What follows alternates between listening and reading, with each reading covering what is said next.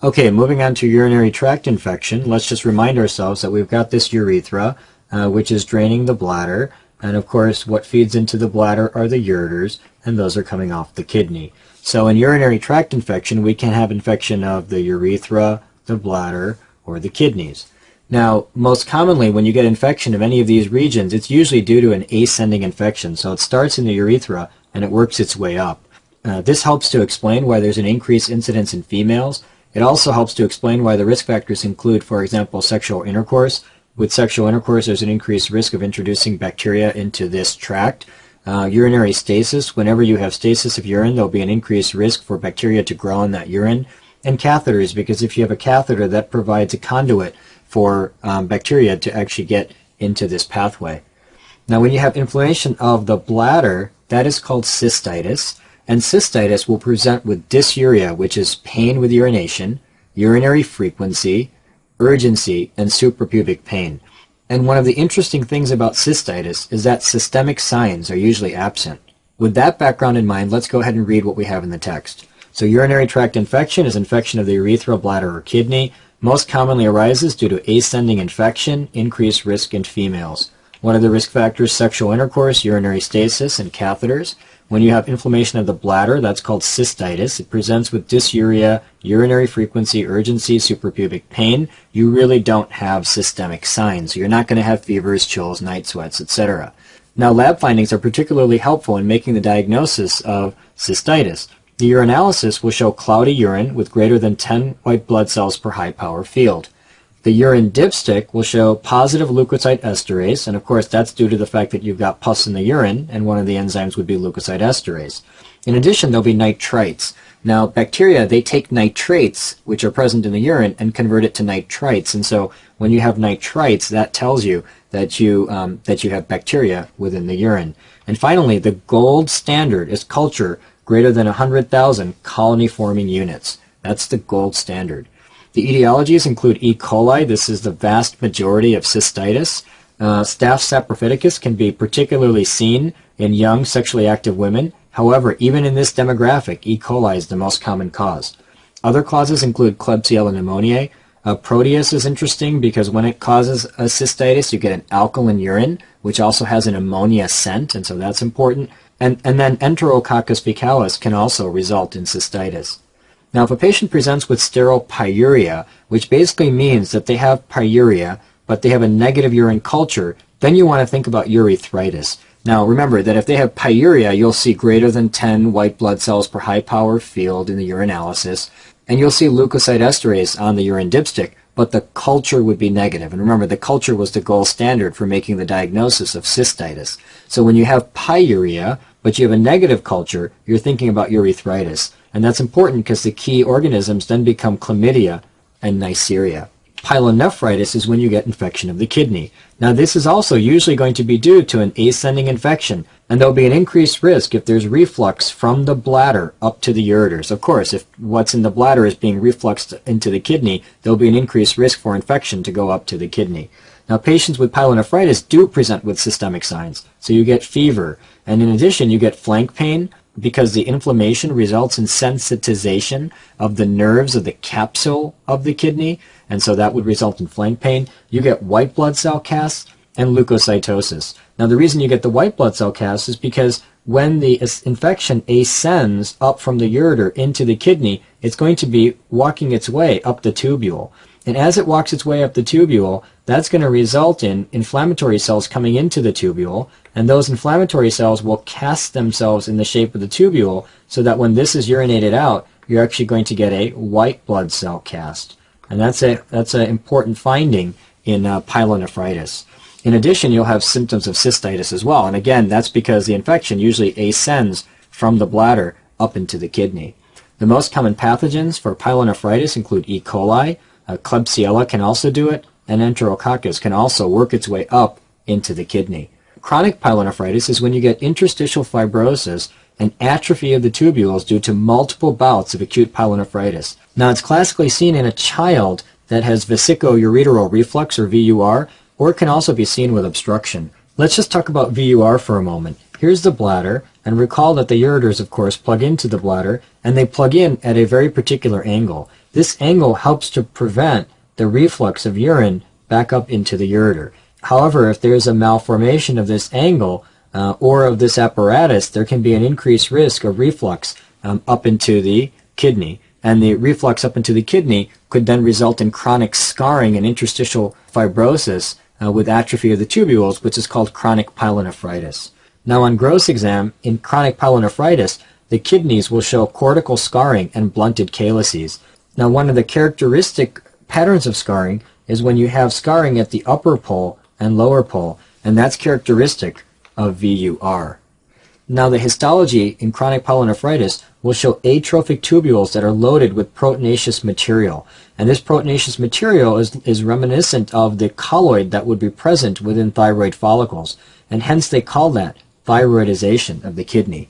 Here's a picture. You can see that these tubules are loaded with all this pink material that resembles colloid. And so therefore, these mimic thyroid follicles, and that hence the term thyroidization of the kidney. Nephrolithiasis is when you get precipitation of a urinary solute as a stone. Now recall that there are many different solutes that are present in the urine. If that solute achieves a high enough concentration that it can precipitate, that can then result in a stone. So the risk factors would be high concentration of the solute, as I've just explained, or low urine volume. And of course, low urine volume would result in an increased concentration of the solute. Now the classic presentation of nephrolithiasis is that you get colicky pain with hematuria and unilateral flank tenderness as you try to pass that stone through the ureters. Now the stone is usually passed within hours, but if it's not, then surgical intervention may be required. This table highlights some of the key types of stones and associated high-yield points, and so we're going to spend a couple of moments going over it. One common type of stone, in fact the most common type of stone seen in adults, is a calcium oxalate or a calcium phosphate stone. Now, if a patient has a calcium stone, then obviously there was high calcium within the urine. And so one of the very important things that you have to exclude in these patients is hypercalcemia. Because, of course, if there's a high calcium in the urine, it may have come from a high calcium in the blood.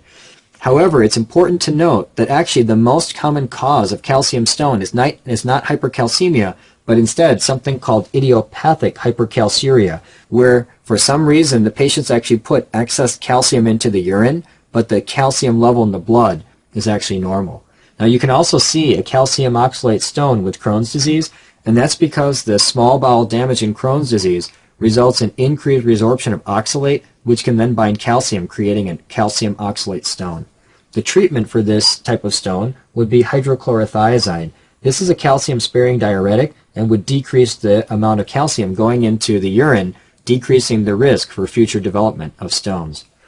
The second most common type of stone is an ammonium magnesium phosphate stone, also called an AMP stone. The most common cause of this type of stone is infection with urease-positive organisms, such as Proteus or Klebsiella, and these organisms result in alkalinization of the urine, which then leads to formation of the stone.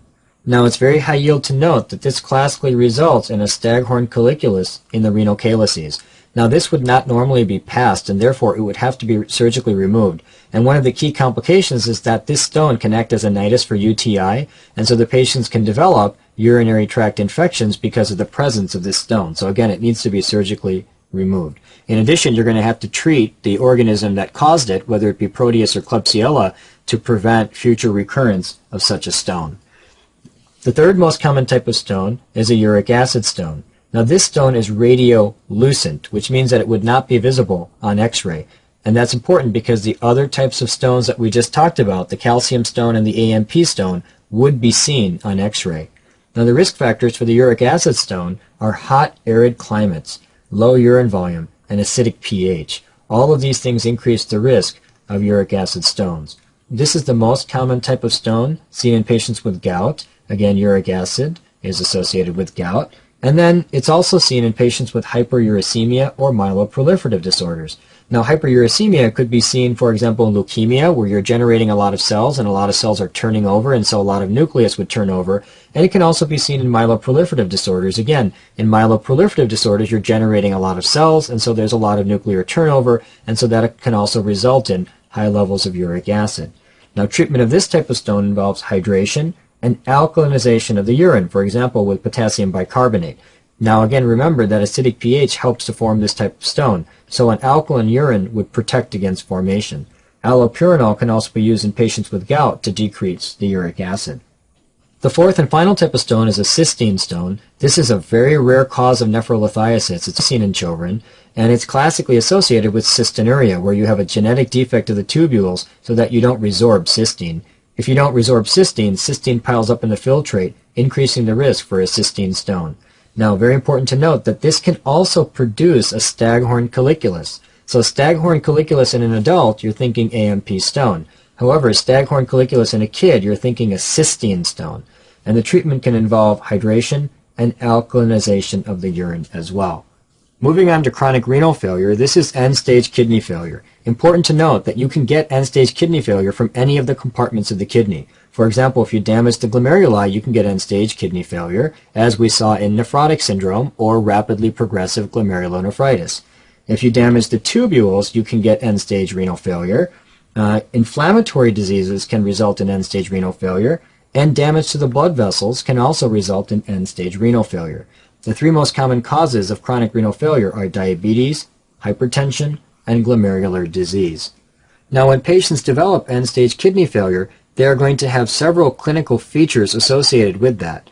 The first is uremia. And uremia is a clinical constellation of symptoms that are based on increased nitrogenous waste products in the blood. For example, the patients will have nausea, anorexia, they can develop pericarditis, they get platelet dysfunction, and that's because the uremia inhibits both platelet adhesion and platelet aggregation. They can get encephalopathy with asterixis, and then they can get deposition of urea crystals in the skin. And all of this is sort of the constellation of uremia, which is due to the increased nitrogenous waste products in the blood. In addition, patients can also develop salt and water retention. And when there's salt and water retention, of course, there will be hypertension. Patients can also develop hyperkalemia because they're not able to excrete potassium, along with a metabolic acidosis because they're not able to get rid of organic acids. And so this would be, again, an anion gap metabolic acidosis. Anemia can also be seen, and that's because the kidney normally makes erythropoietin, and so if you get damage to the kidney, you might get less erythropoietin. One of the things that board examiners like you to know is that erythropoietin is produced by the renal peritubular interstitial cells. The renal peritubular interstitial cells. Patients can also have hypocalcemia. There's two main reasons for the hypocalcemia. Number one, because there's decreased 1-alpha hydroxylation of vitamin D. Recall that vitamin D is 1-alpha hydroxylated by the kidney in the proximal renal tubular cells.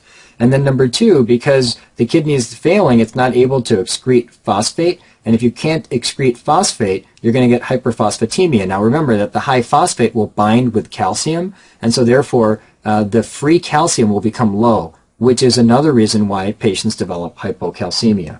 Finally, they can develop renal osteodystrophy. Now, renal osteodystrophy is a damage to the bone that occurs because of renal failure. And there's actually three independent components. The first is that you get osteitis fibrosa cystica.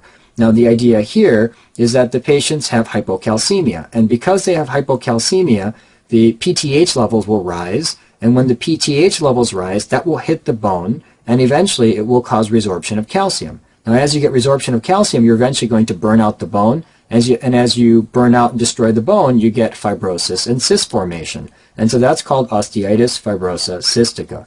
Now, at the same time, the patients will also have osteomalacia. Now, what is osteomalacia? This is when you cannot mineralize the osteoid made by the osteoblast. So let's take a step back. Remind ourselves that the osteoblasts, they lay down new bone, but they don't lay down bone, they lay down osteoid. And that osteoid then needs to be mineralized with calcium and phosphate.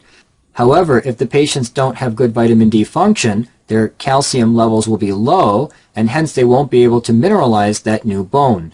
And so therefore they'll develop osteomalacia. And finally, they can develop osteoporosis. And that's when you leach calcium from the bone slowly over time. Now, the reason why they get osteoporosis is because they have a metabolic acidosis. And one of the buffering systems for acidosis is to buffer it against the bone. When you buffer it against the bone, that leaches calcium from the bone, and the slow leaching of calcium from the bone over time would then result in osteoporosis or porotic bone. Now, patients with end-stage renal failure are going to require dialysis or renal transplant. Important to note that when patients have end-stage renal failure, the kidneys are shrunken. If you then put that kidney on dialysis, cysts will develop. So often, patients on dialysis will develop cysts of their kidney. However, they will have a shrunken kidney upon which cysts develop. So it's different than, for example, a polycystic kidney disease where you have big kidneys with cysts. These would be shrunken kidneys with cysts, and they, of course, would occur in the context of end-stage renal failure. Super high yield to note that patients who are on dialysis have an increased risk for the development of renal cell carcinoma in that shrunken end-stage kidney. Again, that's super high yield to note. And that concludes this particular series of sections.